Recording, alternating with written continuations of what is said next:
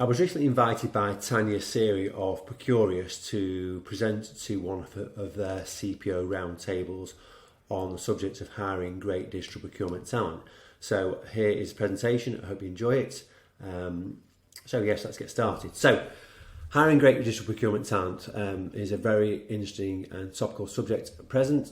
So in this presentation, I'm going to talk about what I see and hear in the market at the moment. I'll then move on to look at what digital specialists actually offer to end user clients, because that was the focus for the CPO audience. We'll talk about how and where do we find these people for our customers. We'll then look at a case study that we've done some work on behalf of AP Moller Maersk, the Danish shipping giant. We'll then talk about the talent gap that I believe exists for the next generation of procurement skills. And then we have some questions for those that have any points they want to pick up from the presentation. So, what's the market saying in 2022? Well, before we get on to that, what we need to understand is where we've come from. So, back in 2019, that was a record year for our business on the back of an enormous amount of work we were doing with a number of the vendors, most notably SAP Ariba. And that had been on the back of what had previously been a record year in 2018. Then we find ourselves in the lockdowns of 2020, and honestly, there were times when I wondered if I'd ever recruit again. That first couple of lockdowns, recruitment was a dirty word, and certainly we weren't doing an enormous amount of work at that point in time. So to get to where we are now is quite the contrast, because we are seeing unprecedented demand from the vendors. Why is this? Well, what we've got is the rapid growth of a number of key players in the end-to-end solution area. So you've got obviously Cooper, but there's also been hiring growth from Jagger, from GEP, iValua, and a variety of other established players. But we've also got an unprecedented amount of investment in the sector from both private equity and venture capitalist firms, which is really fueling the growth of an ever-growing list of best-of-breed solutions. Every time we look at these graphics that exist, that people do summarise the market, they seem to grow and grow and grow. So we've got an enormous amount of investment that's poured into the sector. So what you've got is growth from the big players, growth from the startups and scale-ups. The vast majority of them want them in revenue-generating positions, so sales, pre-sales, account management, customer success, implementation, etc. And so we've got enormous demand across the sector, both in Europe, Asia and North America. And because the supply of the people, of these skills, is not growing at anything like the same rate that demand has, we've got this remarkable salary growth that exists in the sector at the moment. So as those of you who've seen our salary data report, the growth in salaries for certain skill sets in the procurement tech ecosystem has been remarkable in the last 18 months. In good news for the CPO audience, we do have a growing talent pool in the digital transformation world. Well, why is that? Well, as the aforementioned growth of the Coopers and Jaggers and Aribas of this world it means that they're getting more and more customers, so they're putting solutions into those organisations, which means that the people who work in those companies are getting exposure to those transformation projects, they're getting exposure to the use of these tools.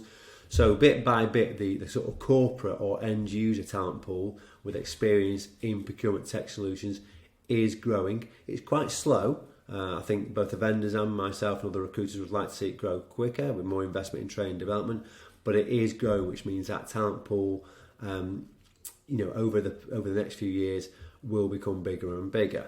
In contrast to the one in the vendors and the consultancies, which is not quite growing at the same pace. Now, unfortunately, the big in-house digital transformation roles are still relatively rare.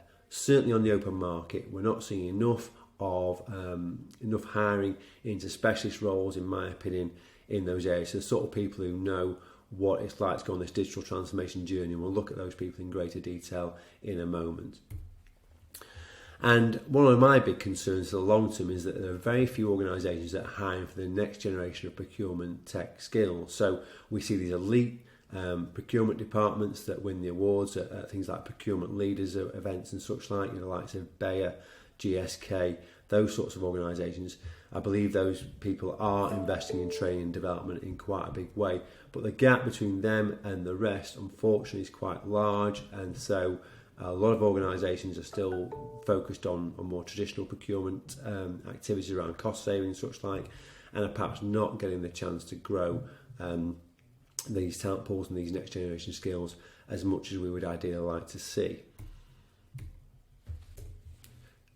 So, how do we know all this? Well, that's a good question, and we'll come to that in a moment. But if you're interested in keeping up to date with what's going on in the market and sort of information I've just shared, regular followers of mine on social media will know that we regularly produce our report called The Insider. So the Digital Procurement and Supply Chain Insider came out in May of this year, and because of the aforementioned salary growth that we've observed, we've done a salary data report to sit alongside that, so that people can actually quantify what it now costs to hire certain skill sets in the current market conditions.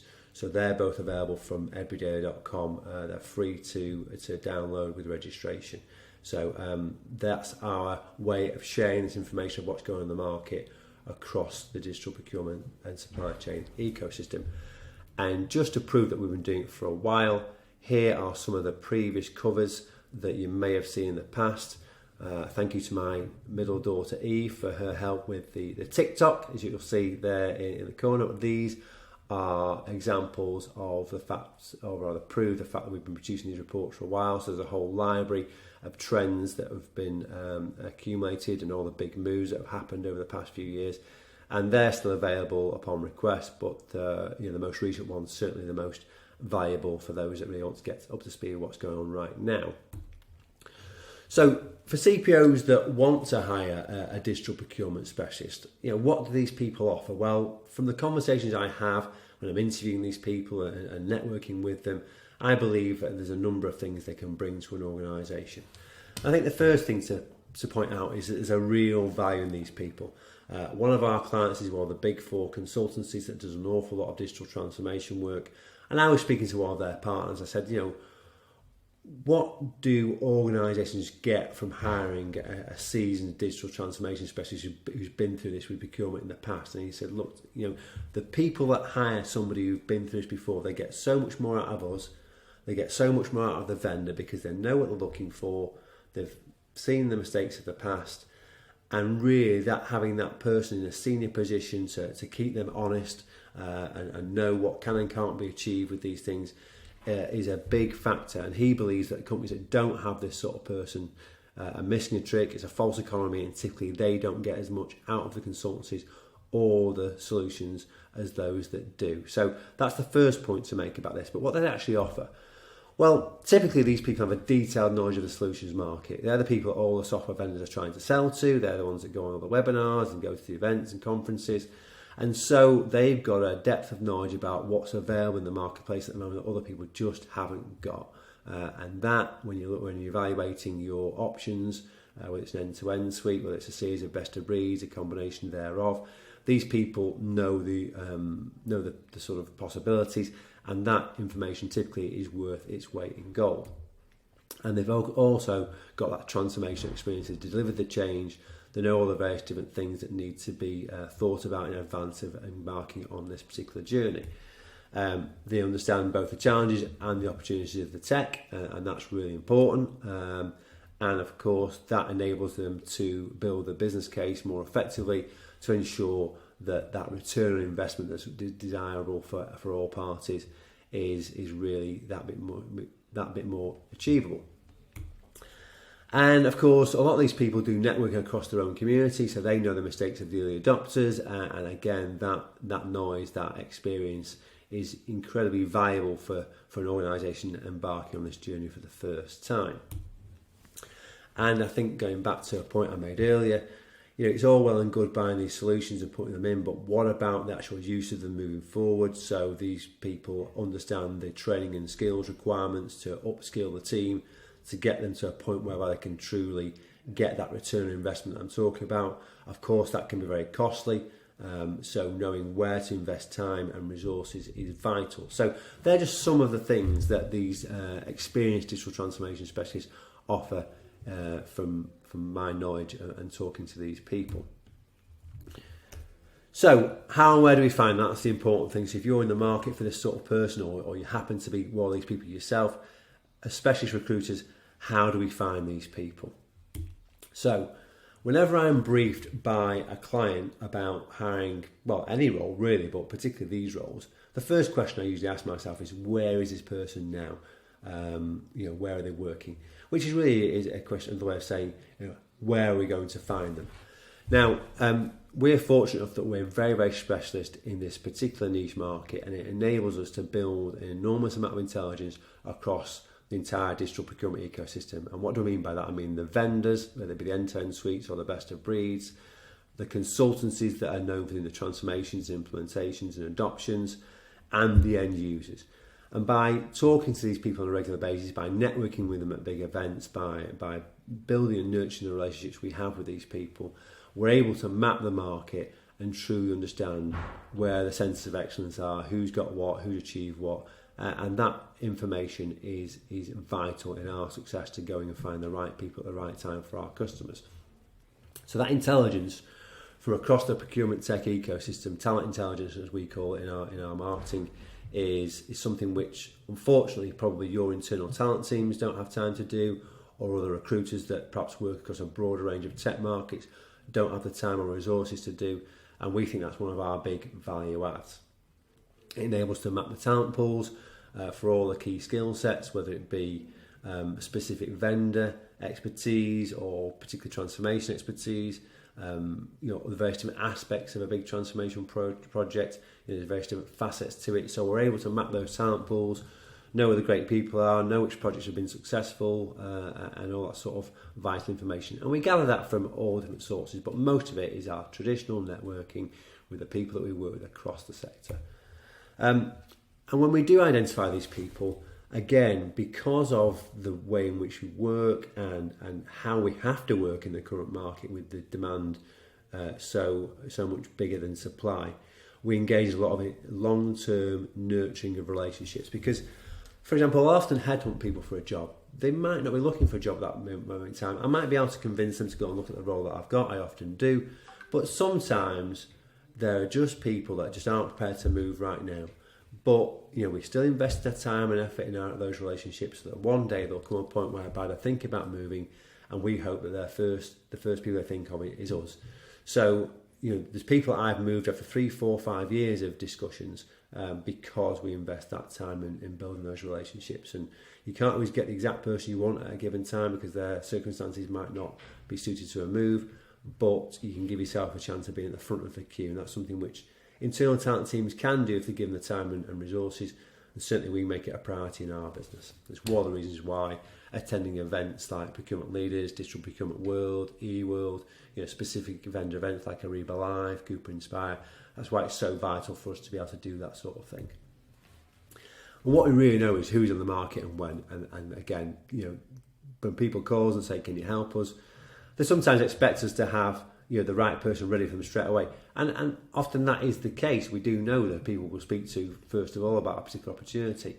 But there's plenty of other times when we need to do more research and networking and information gathering. But ultimately, we often know, for certain skill sets, which people are in the market at any given time and how affordable they are, how gettable they are, whether an opportunity might match their particular criteria. And again, that's all part of the long-term investment in relationships that we engage in.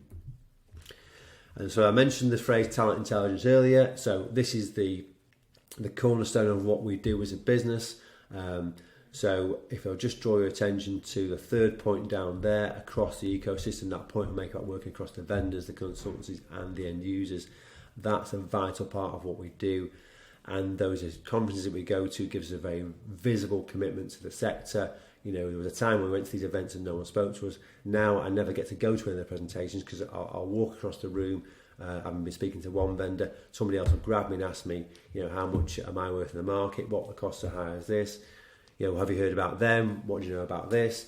And we get, myself and Pete Brophy in particular, we get sort of hijacked all the time at these events, and people want to talk to us about what's going on. And so that's really pleasing, really enjoyable that we've got that. And that's the fact we've been doing this for years now, and that visible commitment, I think, gives people a confidence that they can trust us and that we're knowledgeable enough to really be able to represent them in the marketplace. And also, whether that's been they're looking for a new job or whether actually they're in the hiring market themselves. And so we're able to act as a talent magnet. It means good people come to us first. They trust our expertise, they know we're international in our outlook and we're very specialised. And I say that really sums up what enables us to be successful in such a competitive market for skills as the area grows rather. So just as an example of that, a case study. You can't quite see the nice Maersk boat there because of my face, apologies for that. But we did some very interesting work with Maersk back end of last year, early part of this year, which we're very proud of. So a little bit of an example of how this all works in reality for you. So Maersk, as some people may know, are actually historically an early adopter of a lot of procurement tech solutions. But they are embarking on a company-wide digital transformation initiative across a number of different areas, including procurement and supply chain, which really means, in reality, that they're going again for the next generation of procurement tech solutions, which are now, that bit more advanced than what they've been using over the last few years. So, they're a business that are really doing some exciting things across the organisation with technology, and procurement is just one part of that. And as I say, they've got a strong history in procurement tech. And they've currently got S4HANA, they've got all the Cooper modules, and they're looking at a series of best-of-breed solutions. They've really got sort of an ability to assess the entire landscape and decide what they're going to do about that.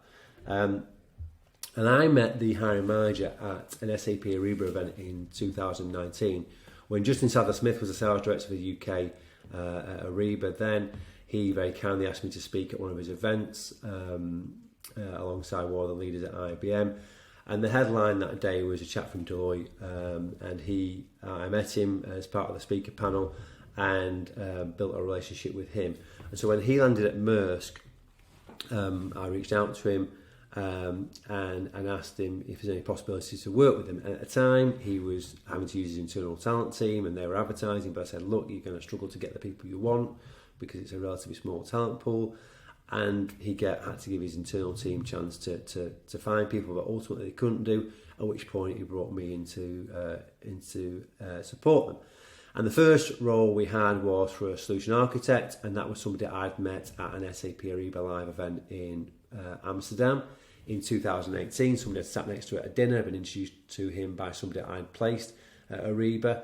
And I built a relationship with that individual, and when it came for time for him to move on from BP, he subsequently joined Maersk, and actually he was the only person we interviewed for that role. So when I was briefed by the client, I knew straight away who my first call would be. He's an outstanding individual, great history in procurement tech transformations, a real solution architect, outstanding individual. And so it was a classic, here's a brief, here's a perfect fit, job done.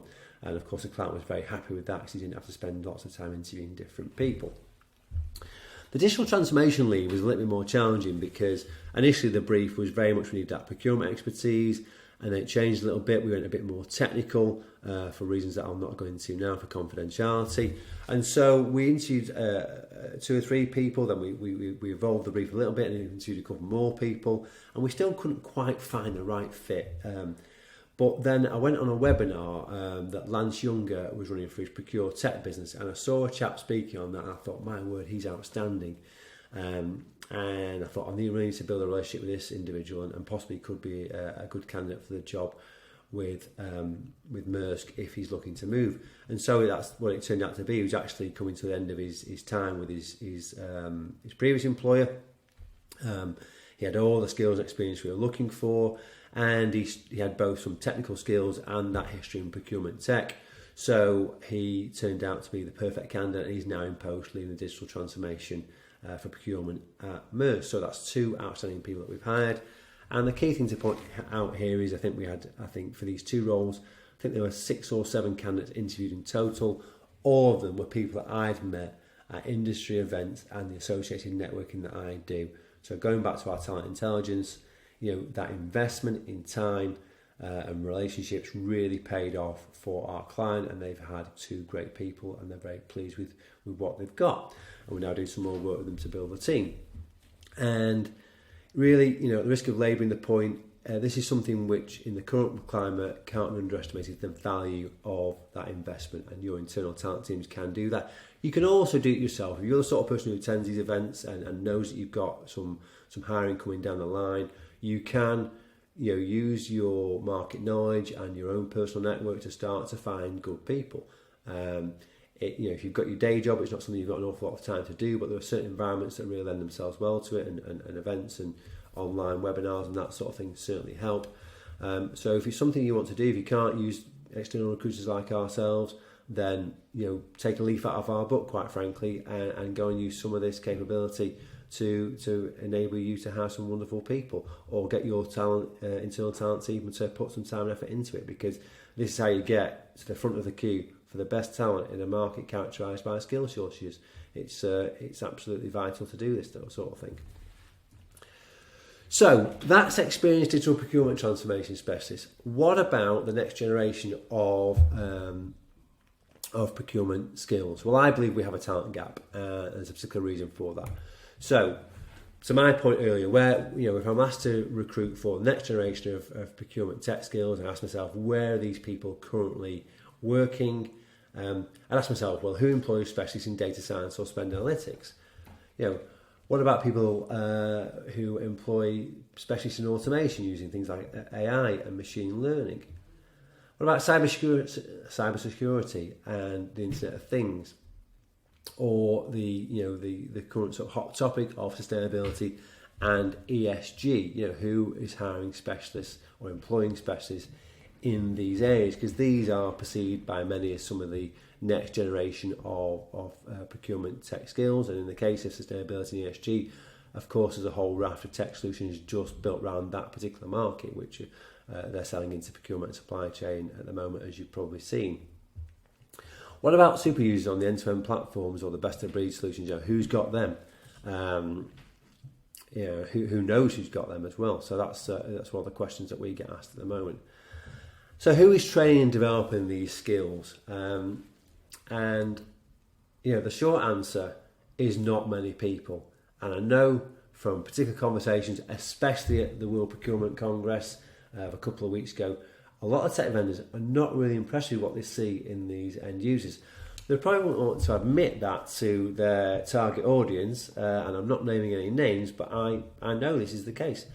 So, what's going on? Well, really, as I mentioned earlier, the elite procurement departments, the ones that get all the headlines, where the CPOs get wheeled out to speak at the big events like procurement leaders, these are the organisations that really have made the most progress in these areas, but they are in the minority. Yes, they're hiring and training people in some or all of these fields, but as I say, they're in the minority, and there's a big gap then through to the rest, quite frankly.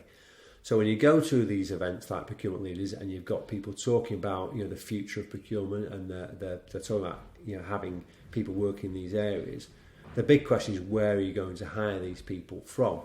And if you're going to go and build a team, then you've got some challenges. That's the short answer, because there's not many people out there. So what's the solution? So if you want to hire people and build a team in these areas, we need to have some long-term investment in skills, and that's the profession as a whole. We need more organisations to invest in this. If they're going to really raise the bar on what procurement does and contributes to organisations, we need that investment in skills and experience.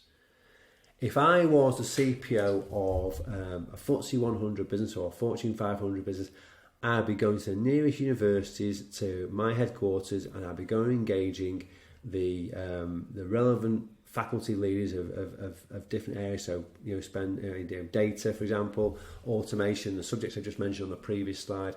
I'd be going and engaging those seats of learning to get their very best talent, to bring those in, bring those people in. So, and then I'll also be going to talk to your internal HR about the graduate schemes.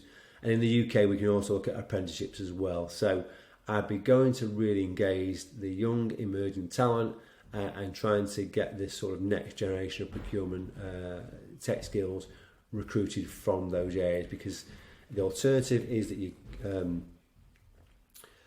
poach from the early adopters, which can be costly and challenging, and really if you're going to get the young people in from universities, then you need to get your attraction and your retention strategy right. So and I can't stress the importance of the retention, because you need to get people in, give them a vision to what they can achieve, what the training plans will be, what the investment will be, and where they're going to go in your organisation. So, those solutions that are available, either hiring and growing your own, as it were, or going up in from the early adopters, which I say can be challenging, because these organisations typically have got great attraction and retention strategies. They've often paid better salaries than most can afford. They've got a sort of pool of great people that are all learning together. So getting those people out from the early adopters is possible, but can be very, very difficult. Now, if you want to know where they are, then you can potentially go and target emerging talent by using the market intelligence. So, for example, Digital Procurement World have just launched a great initiative about the top 100 in Europe, which Matthias Guzman's doing, and I'm proud to be, I've been advising him on that. And I think I will hopefully be involved in the judging panel as well.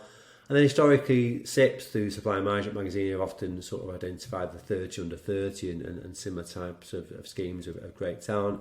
And honestly, recruiters often look at that information and use it to highlight great talent, and your internal talent teams can do that as well. So it's a question of either finding emerging talent or growing it yourself. But either way, you've got to get your attraction, your retention strategy right, and you're going to have to invest in training and development for these people if you want to get them and keep them in the longer term. And there is that point right there in the last bullet. So, that's how I feel about that. I think we very much need to see more of that. And I think speaking at events recently, it's something which is a view that's shared by the consultancies, by the vendors, and quite a lot of the procurement leadership as well. Not all, but quite a lot.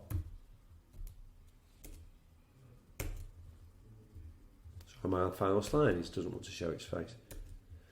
So my takeaway for my audience for procurement was, if you want to hire stars, here's my 5-point summary plan for success. First of all, get your sourcing strategy right. Where are you going to find these people, and how are you going to engage them? Now, you don't just need to have one route to market. You don't just need to advertise or use your own personal network or engage your internal or an external recruiter like myself, but you do need to have a sourcing strategy. You need to know where you're going to find these people, and how you're going to penetrate the talent pool. What does that talent pool look like, and where is it? And to know that, it's probably a good idea to get some advice, particularly, and this is important, particularly on salaries, because at the moment we've got remarkable salary growth. A lot of organisations are facing real challenges with this. What you can't do is dream up a wish list of skills and experience that you want to hire, go and talk to your internal HR and give it a band and say that's what we can pay, and then wonder why you're disappointed and you're unsuccessful when you go to the market, because you're not paying enough to get the skills you want. So get some advice on where the talent pool exists, what the dynamics of that are around in terms of skills, availability of skills and experience, the cost of those skills, and build a sourcing strategy to suit that.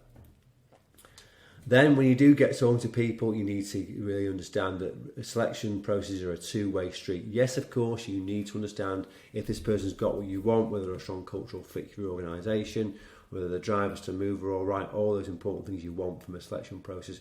But you need to be able to sell to these people. You need to give them reasons to join you, because it's a competitive market for talent. If you don't give them good reasons to join you, somebody else will, and will probably beat you to this individual. So get your sales pitch right, understand how you're going to get the balance of the conversation right in the interview process, and really give people a reason to get excited about coming and working with you. And yet that selection process needs to be absolutely on point, because some companies are getting really, really good at this now, and some companies are still driving me mad with the way they hire. So some fundamentals of a good selection process. Know what you're looking for and how you're going to test it. Move with pace and momentum. So if you meet somebody for the first time and you think they're good, and you say, I'm going to get back to you with feedback next week, or we're going to have a second meeting in a couple of weeks. If you're setting those sort of timescales, stick to them. don't leave it hanging, because people start to wonder why things aren't moving forward. They're possibly in other processes that might be moving forward with pace and momentum, and ultimately you can lose out on good people because of that. So if you are not going to meet the deadlines you're setting, then communicate with people. If there's one thing that drives me mad and my candidates mad, it's when you're in the dark. Somebody's interviewed somebody, you think it's going to move forward, and then they go quiet. Yes, they're busy with other things, business as usual. Maybe there's a crisis they need to sort out, but communicate with people. Let people know why things might get drawn out a little bit further, or why things are, might take a little bit more time to move forward. So run a good selection process. Build momentum, because momentum creates enthusiasm and really increases the chance of you getting the person you want. And when you're committing sort of your own time to meeting these people, the last thing you want to do is go through all that and not hire the person you want. So get your selection process right, get your timing right. And just a further point on communication, one of the important parts of what we bring to a process is the exchange of feedback. So we have an interview, of course we speak to the person who's been for the job, and we speak to the hiring manager, and we gather that feedback from both parties. And in the event that there's some enthusiasm on both sides, the sharing of that feedback helps build that momentum, it helps build the enthusiasm, and also you can spot any potential areas that need to be addressed at the second meeting and discussed.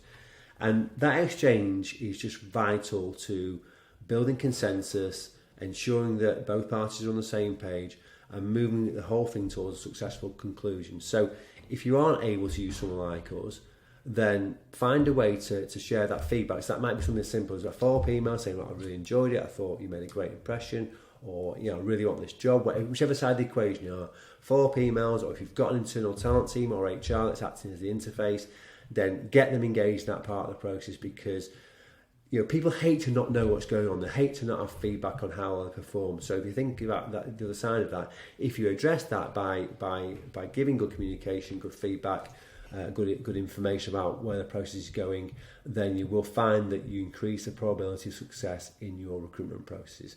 So there you go. Sorry, that was a little more long-winded than I planned, but that's your 5-point plan for success. Feel free to screenshot that, and if you want any more information on any aspects of that, of course, you can get in touch with me via andrew@edburydaily.com. Okay, so thank you. There are my contact details. You'll find our reports on the website. You've got my mobile that you can see in front of you there. Thank you for taking the time to watch this. I hope you found it useful, and if any of these points are of relevance to you and you need more information, then please do get in touch. Okay, thank you.